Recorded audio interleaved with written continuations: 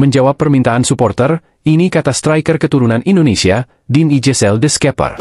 Keberhasilan Indonesia lolos ke babak ketiga kualifikasi Piala Dunia 2026 zona Asia telah memberikan dampak positif yang besar. Sebelumnya, timnas Indonesia kurang menjadi daya tarik bagi pemain diaspora untuk bergabung dengan skuad Garuda.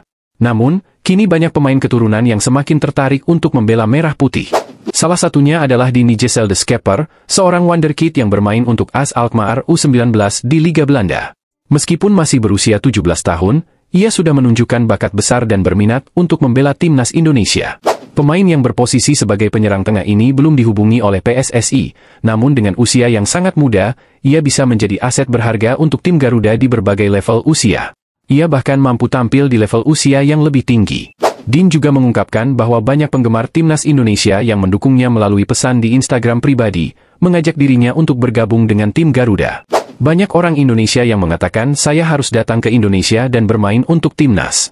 Banyak pesan yang saya terima di Instagram saya, katanya dalam wawancara dengan Bomehot. Pemain asal Belanda ini memiliki hubungan darah Indonesia melalui kakek dan neneknya, yang berasal dari Bandung, Jawa Barat, dan Surabaya, Jawa Timur. Setelah mereka pindah ke Belanda, ayah Dean lahir di sana. Kakek dan nenek saya lahir di Indonesia, nenek saya dari Surabaya, dan kakek saya dari Bandung. Mereka tinggal di Indonesia saat masih muda, jadi darah ayah saya sangat Indonesia. Ibu saya orang Belanda, jadi hanya dari pihak ayah saya yang Indonesia, tambahnya. Dean tetap mengikuti perkembangan timnas Indonesia dan menyaksikan perjalanan tim Garuda di kualifikasi Piala Dunia 2026 zona Asia. Ya, saya melihat mereka menang melawan Arab Saudi, ujar Dean. Ia merasa senang dengan kemenangan tersebut dan mengungkapkan keinginannya yang besar untuk membela timnas Indonesia. Tidak bohong kalau saya bilang ingin sekali. Lihat saja apa yang terjadi dengan sepak bola Indonesia. Sepertinya menjadi mimpi nyata bisa bermain di negara yang sangat mencintai sepak bola. Jika saya punya pilihan, saya akan lihat nanti, tambahnya. Dean sebelumnya telah memperkuat timnas Belanda di beberapa kelompok umur junior dan memulai karir sepak bolanya di Akademi PSV Eindhoven. Dengan bakat yang luar biasa, ia dengan mudah menembus skuad utama tim Oranje Junior. Setujukah kalian jika pemain ini bergabung dengan skuad Garuda? Silahkan tulis di kolom komentar. Komentari persaingan posisi kiper di timnas Indonesia, ini kata Kurnia Meiga. Ex-pemain timnas Indonesia yang berposisi penjaga gawang, Kurnia Meiga, buka suara soal kondisi kiper-kiper yang ada di mistar gawang timnas Indonesia saat ini. Sebagai sesama penjaga gawang yang pernah berada di bawah mistar pasukan Garuda, Kurnia Meiga mengaku mendukung seluruh kiper tersebut. Di penjaga gawang saat ini, timnas Indonesia memiliki beberapa kiper dari utama hingga cadangan mulai dari Martin Paes, Nadeo Argawinata, Muhammad Riyandi, Hernando Ari, dan Adi Satrio. Di kelompok usia, ada Cahya Supriyadi, Dava Fasya serta Ikram Al-Ghifari. Kalau saya sih mau kipernya siapapun, mau Martin Paes, mau kiper penjaga gawang lainnya, ya selama itu dia bisa menjaga gawang Indonesia ya tentu akan kita support, ujar Kurnia Meiga kepada awak media. Karena kan untuk negara tercinta juga, imbuhnya. Baru-baru ini muncul di media sosial cuitan seorang warganet yang menonton langsung pertandingan Como FC dan bertemu Emil Audero. Dalam obrolan singkatnya, Emil Audero mengaku membuka peluang untuk bisa membela timnas Indonesia. Ia mengatakan masih menantikan waktu berbicara kembali kepada Erick Thohir dan melihat peluang bisa dinaturalisasi. Menurut Kurnia Meiga, naturalisasi Emil Audero belum diperlukan mengingat stok kiper untuk timnas Indonesia juga sudah cukup melimpah. Daripada menaturalisasi Emil Audero, Kurnia Meiga lebih menyarankan timnas Indonesia untuk memanggil Cyrus Margono. Kan kita juga punya kiper Cyrus Margono ya kalau tidak salah, kata Kurnia Meiga. Menurut saya, untuk di posisi penjaga gawang, sudah lebih dari cukup. Dengan adanya Martin Paes, Hernando Ari, Riyandi, Nadeo, terus ada Cahya Supriyadi juga kiper muda kita, jadi sudah banyak. Karena di Indonesia kita tidak akan pernah kehabisan kiper, tambahnya. Sejauh ini, Cyrus Margono memang belum mendapat kesempatan untuk dipanggil ke timnas Indonesia oleh Shin Tae-yong. Padahal ia sudah berstatus WNI bukan lewat naturalisasi melainkan memilih kewarganegaraan karena sebelumnya memiliki kewarganegaraan ganda. Pada April 2024 lalu, Shin Tae-yong beralasan belum melihat performa Cyrus Margono secara langsung sehingga belum bisa dipanggil ke timnas Indonesia. Untuk Cyrus Margono, jujur saya belum pernah lihat secara langsung, ujar Shin Tae-yong. Jadi tak bisa bicara apa-apa. Jadi tidak semua pemain yang menjadi WNI bisa masuk skuad timnas Indonesia, tambahnya. Bagaimana menurut kalian? Makin ribet, PSSI bingung cara mendamaikan antara Shin Tae-yong dan Elkan Bagot. Berikut pernyataan lengkapnya.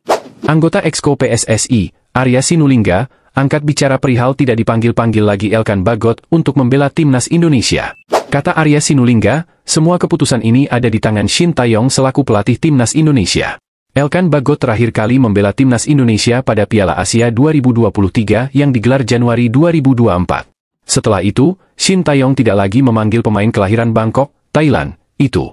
Isunya Shin Tae-yong marah kepada Elkan Bagot yang tidak datang ke timnas U23 Indonesia saat mau melawan Guinea pada laga playoff Olimpiade Paris 2024, Mei lalu. Padahal saat itu, Shin Tae-yong membutuhkan Elkan Bagot untuk menambah kuat lini belakang timnas Indonesia. Belum diketahui secara pasti apa alasan Elkan Bagot tidak datang ke Paris saat itu. Sejak saat itu Shin Tae-yong tidak lagi memanggil Elkan Bagot. Kalau pemain itu semua tergantung pelatih, kata Arya Sinulinga dalam akun YouTube resminya. Arya Sinulinga menambahkan, ada beberapa pemain keturunan yang juga jarang dilirik Shin Tae-yong. Mereka adalah Eliano Reijers dan Jens Raven. Kata Arya Sinulinga, PSSI tidak mau memaksa Shin Tae-yong perihal pemanggilan pemain. PSSI hanya bertugas untuk menyediakan pemain sesuai kebutuhan Shin Tae-yong.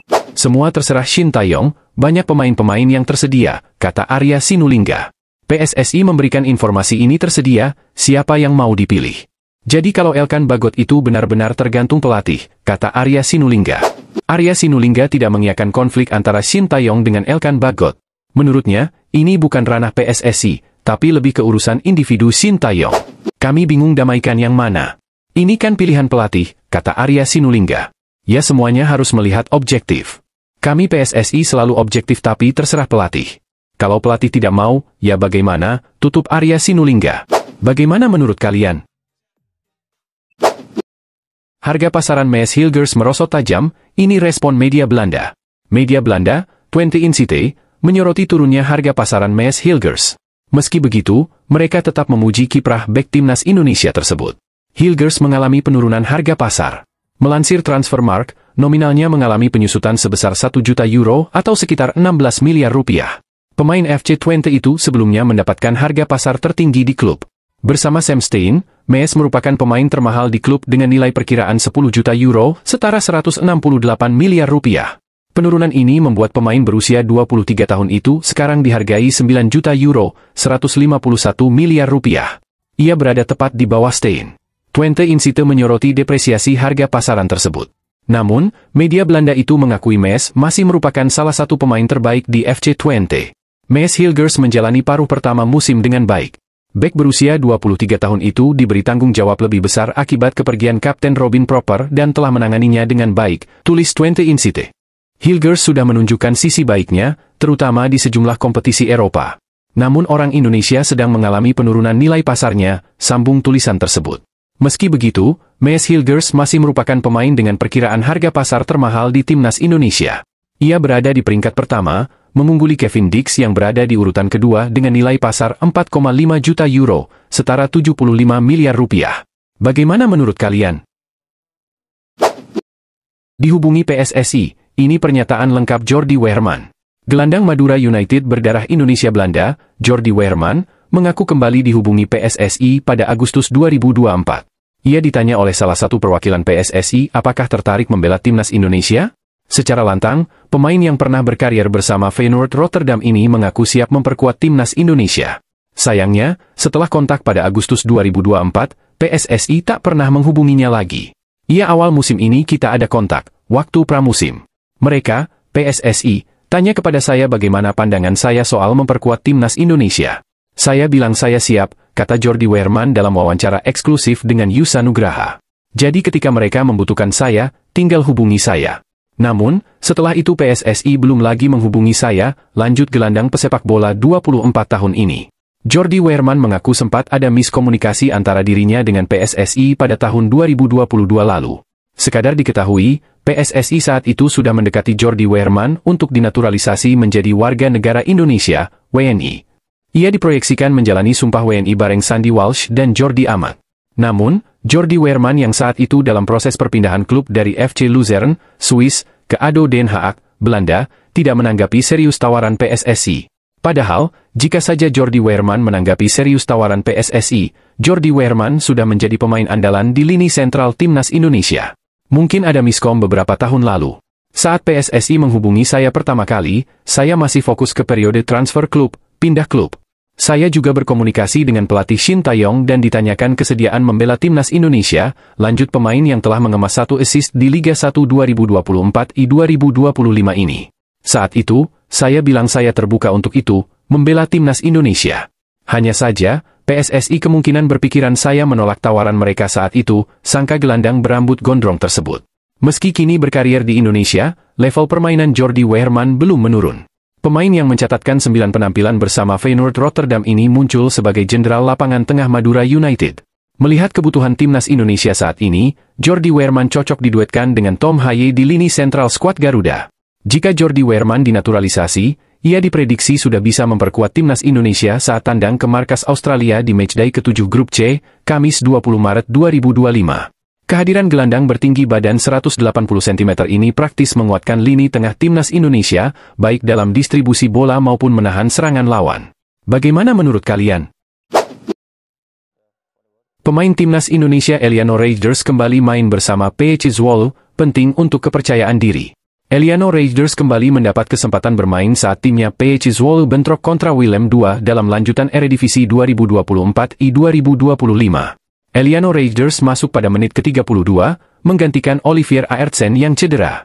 Sayang, Eliano Reijers gagal membawa timnya memenangkan laga kandang yang mentas di Mack Park Stadion. Tim asuhan Johnny Jensen kalah 0-1 lewat gol cepat striker tim tamu, Ringo Merveld, pada menit ke-11. Kekalahan ini membuat Zwolle melorot ke posisi ke-14 klasemen sementara dengan tabungan 16 poin.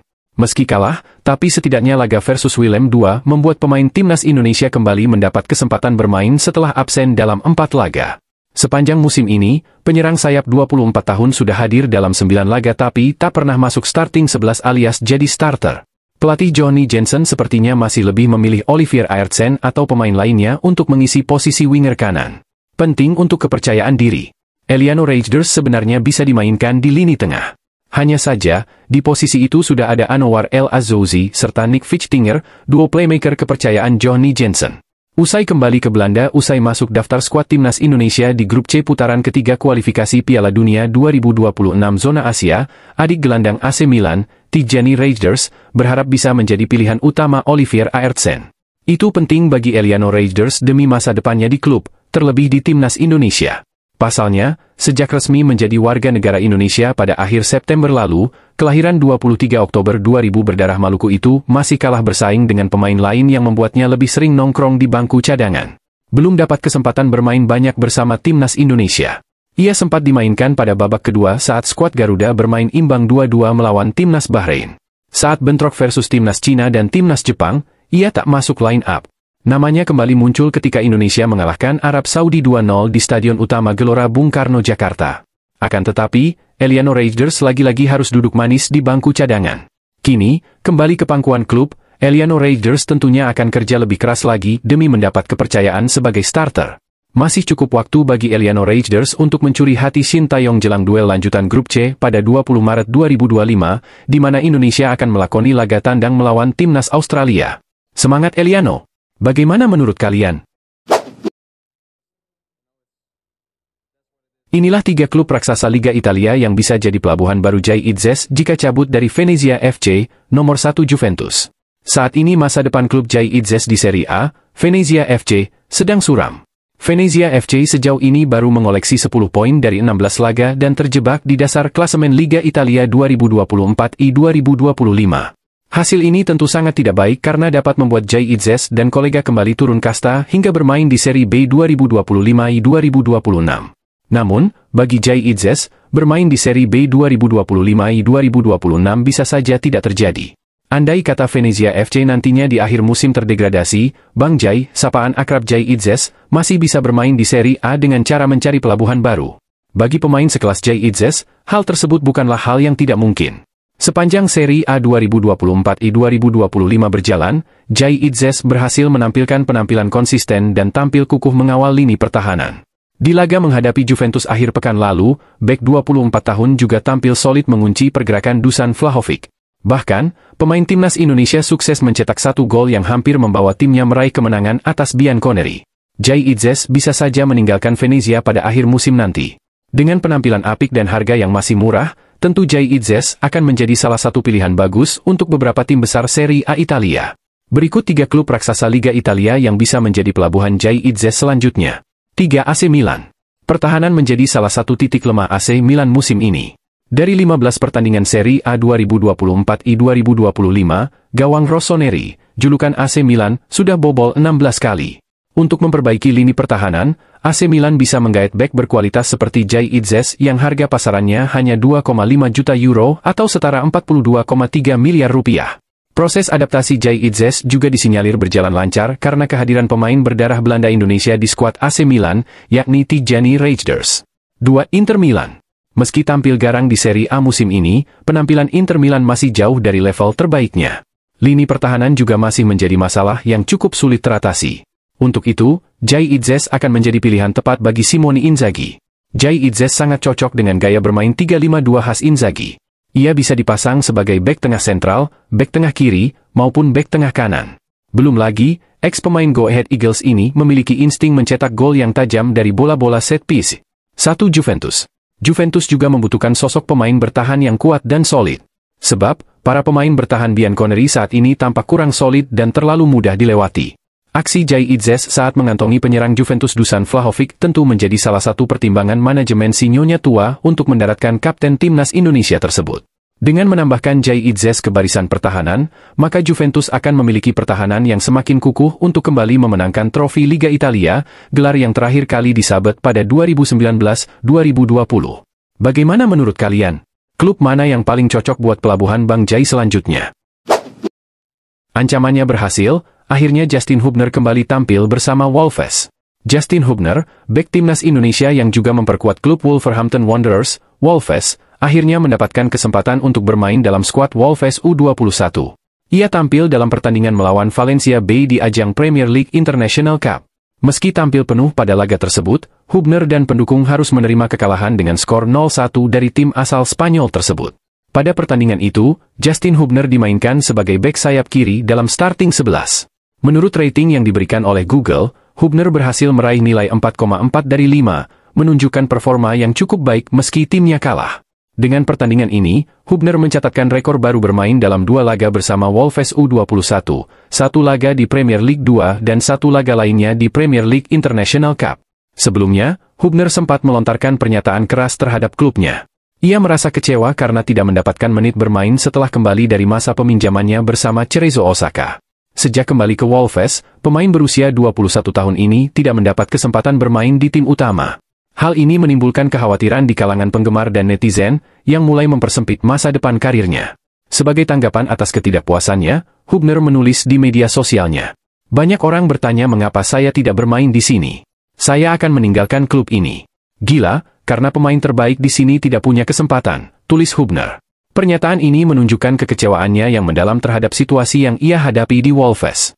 Namun, tak lama setelah pernyataan tersebut, klub pun memberikan kesempatan kepadanya untuk tampil sebagai starter dalam pertandingan tersebut.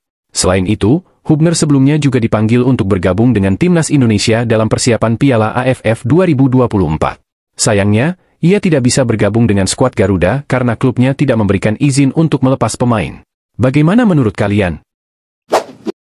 Vinicius Junior. Shin Tae-yong dan Jay Itzes beda pendapat dalam pilihan pemain terbaik FIFA. Beda pendapat antara pelatih dan kapten timnas Indonesia soal pilihan dalam pemain terbaik FIFA. FIFA mengumumkan Vinicius Junior sebagai pemain terbaik di penghargaan The Best FIFA 2024. Sementara itu kiper terbaik diberikan pada Emiliano Martinez dan pelatih terbaik pada Carlo Ancelotti. Selain itu, ada lagi dari sepak bola putri dengan terpilihnya pemain Spanyol Aitana Bonmati, kiper Alisa Naeher dan pelatih Emma Hayes. Selain itu, terpilih juga penghargaan FIFA Puskás dengan Alejandro Garnacho dan FIFA Marta Award pada Marta. 2 penghargaan lainnya adalah penghargaan FIFA Fan pada Guilherme Gandramor dan FIFA Fair Play pada Thiago Maia. Setiap negara diwakili oleh pelatih timnas, kapten timnas dan perwakilan media untuk memberikan hak suaranya terhadap pemain dan pelatih terbaik. Menariknya, FIFA membuka pilihan para voter untuk dipublikasikan. Kapten timnas Indonesia Jay Itzes dan pelatih timnas Indonesia Shin Tae-yong ternyata beda pendapat soal pemilihan pemain dan pelatih terbaik. Untuk pemain terbaik, Jay Itzes memilih Vinicius Junior sebagai pilihan pertama dengan Rodri sebagai pilihan kedua dan Jude Bellingham sebagai pilihan ketiga. Hal ini berbeda dengan Shin Tae-yong yang justru memilih Kylian Mbappe sebagai pilihan pertama. Bahkan pilihan kedua dipilih Shin Tae-yong adalah Erling Haaland dan justru Vinicius Junior menjadi pilihan ketiga. Untuk kiper terbaik, Jai Itzes memilih Ederson sebagai pilihan pertama diikuti oleh Unai Simon dan Emiliano Martinez. Kali ini, pilihan pertama Jai Itzes dan Shin Tae-yong sama, yakni Ederson. Sementara itu, Shin Tae-yong memilih Emiliano Martinez dan David Raya sebagai pilihan kedua dan ketiganya. Dalam memilih pelatih, Jai Itzes memilih Xabi Alonso sebagai pilihan pertamanya diikuti oleh Carlo Ancelotti dan Pep Guardiola. Pilihan berbeda pun dilakukan oleh Shin Tae-yong yang memilih untuk sesama pelatih timnas, pelatih Spanyol Luis de la Fuente. Shin Tae-yong pun memilih Pep Guardiola dan pelatih Argentina Lionel Scaloni. Selain Jai Itzes dan Shin Tae-yong, ada jurnalis senior dari Antara, Triono Subagio yang juga diminta FIFA untuk mengambil voting. Yoyok, sapaan Triono Subagio memilih Vinicius Junior, Rodri dan Jude Bellingham untuk pemain terbaik. Yoyok memilih Ederson, David Raya dan Emiliano Martinez sebagai kiper terbaik pilihan pertama, kedua dan ketiga. Yoyok memilih Carlo Ancelotti, Pep Guardiola dan Xabi Alonso sebagai pelatih terbaik. Bagaimana menurut kalian? Media Italia kaget Jai Itzes lebih populer daripada Dusan Vlahovic di Instagram, sebut Jai seorang bintang sejati. Media-media Italia tampak takjub dengan fakta bahwa pemain timnas Indonesia, Jai Itzes, begitu populer di media sosial Instagram, hingga pengikutnya melewati bintang Juventus, Dusan Vlahovic. Itzes bukanlah sosok yang begitu dikenal di Italia, dan sebuah media ternama di sana, GianlucaDiMarzio.com, yang dimiliki oleh jurnalis Gianluca Di Marzio, pernah mengulas sosoknya. Pada 21 November 2024 lalu, sebuah artikel yang ditulis Simone Pagliuca di situs tersebut membahas tentang para pemain timnas Indonesia dengan judul "Dari Orang Yang Tidak Dikenal Menjadi Bintang, Kasus Aneh Para Pemain Indonesia". Salah satu pemain yang dibahas adalah Jai Itzes, yang berkarir di kancah sepak bola Italia, Serie A bersama Venezia. Satu rasa penasaran akhir, Kapten Indonesia bermain di Serie A. Namanya Jai Itzes dan dia adalah bek tengah dari Venezia asuhan Di Francesco, ulasnya.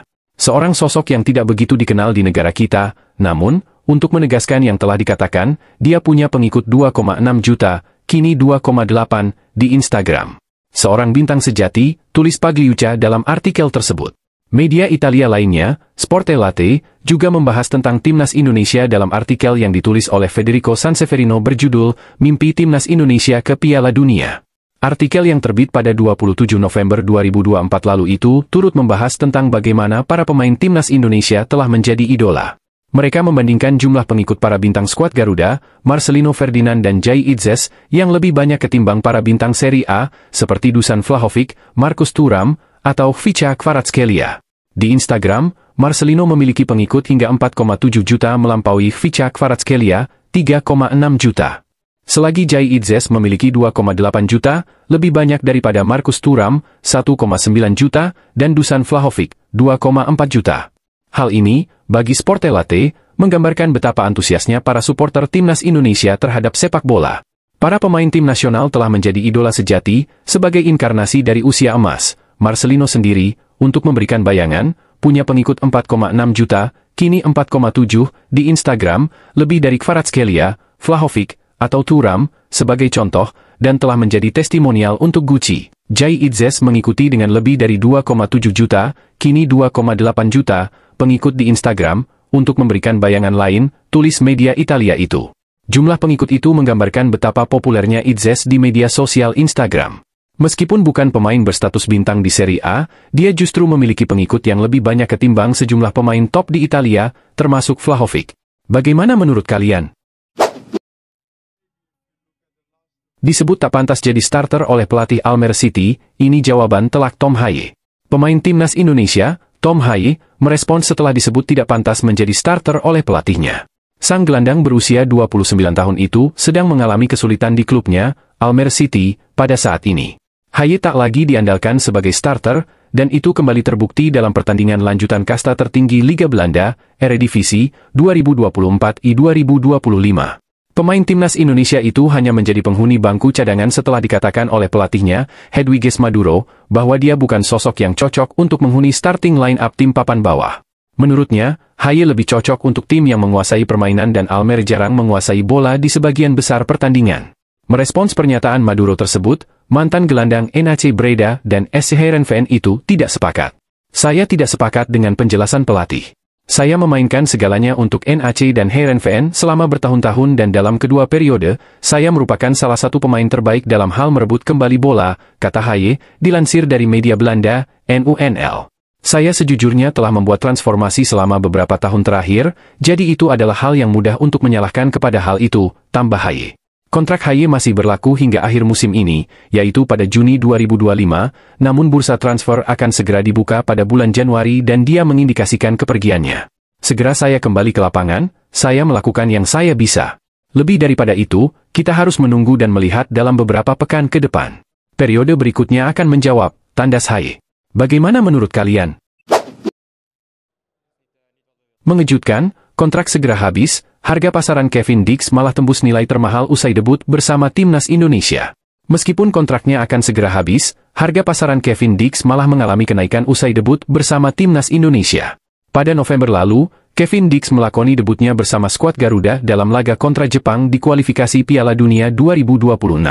Dix tidak mampu menyelesaikan babak pertama dalam laga itu, yang berakhir dengan kekalahan 0-4 untuk timnas Indonesia, namun tetap tampil merepotkan. Dia ditarik keluar saat kedudukan masih 0-1 dan timnas Indonesia kemudian kebobolan 3 gol setelah dirinya meninggalkan lapangan. Di level klub sendiri, Kevin Dix menjadi salah satu sumber gol untuk FC Copenhagen setelah melesatkan 8 gol dan 3 assist dari 29 penampilan di semua ajang. Bek serbabisa berusia 28 tahun tersebut merupakan eksekutor utama FC Copenhagen untuk penalti.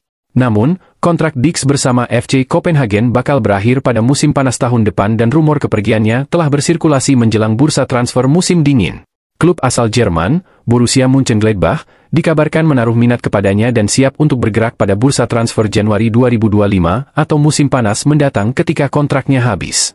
Biasanya, harga pemain akan menjadi semakin murah jika kontraknya akan segera habis, namun Dix justru mengalami kenaikan harga. Harga pasaran pemain timnas Indonesia itu telah mengalami peningkatan selama setahun terakhir, dengan kenaikan teranyar terjadi pada 10 Juni 2024.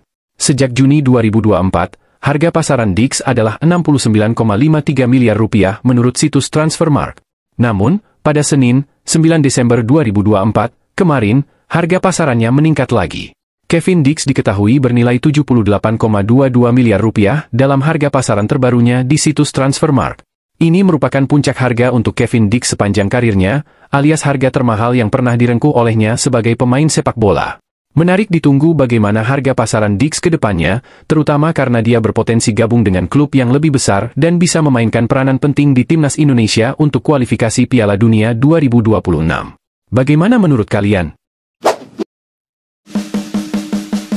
Pemain keturunan Pulau Haruku Maluku yang sudah dinaturalisasi timnas Indonesia, Shane Patinama, kembali mencuri perhatian di kancah sepak bola Belgia. Dalam laga kontra RFC Seraing, bek kiri khas IUPN ini tampil solid dan turut andil dalam kemenangan timnya dengan skor 2-1. Bertanding di Stade du Payrai, Seraing, Shane Patinama bermain selama 81 menit dan menunjukkan performa yang sangat memuaskan. Tak hanya kokoh di lini belakang, pemain berusia 26 tahun ini juga aktif membantu serangan tim. Statistik pertandingan mengungkap dominasi Shane Patinama di lapangan. 3 sapuan, 1 intercept, dan 2 tackle sukses ia catatkan untuk menghalau serangan lawan. Selain itu, akurasi umpannya mencapai 94% dengan 1 umpan kunci yang mengancam gawang lawan. Kontribusi Shane tak hanya terlihat dari sisi defensif. Shane Patinama juga aktif membantu serangan dengan 65 kali sentuhan bola dan 2 umpan panjang akurat. Performa apiknya ini pun diakui oleh SofaScore yang memberinya rating 7,1. Kemenangan atas Seraing membawa KAS IUPN tetap bersaing di papan tengah klasemen Liga 2 Belgia. Sementara itu, Shane kini tengah bersiap untuk membela timnas Indonesia dalam laga kualifikasi Piala Dunia 2026. Pujian dan ekspektasi tinggi pun kini mengiringi langkah Shane Patinama. Publik sepak bola Indonesia berharap pemain berdarah Maluku ini mampu membawa angin segar bagi skuad Garuda. Bagaimana menurut kalian?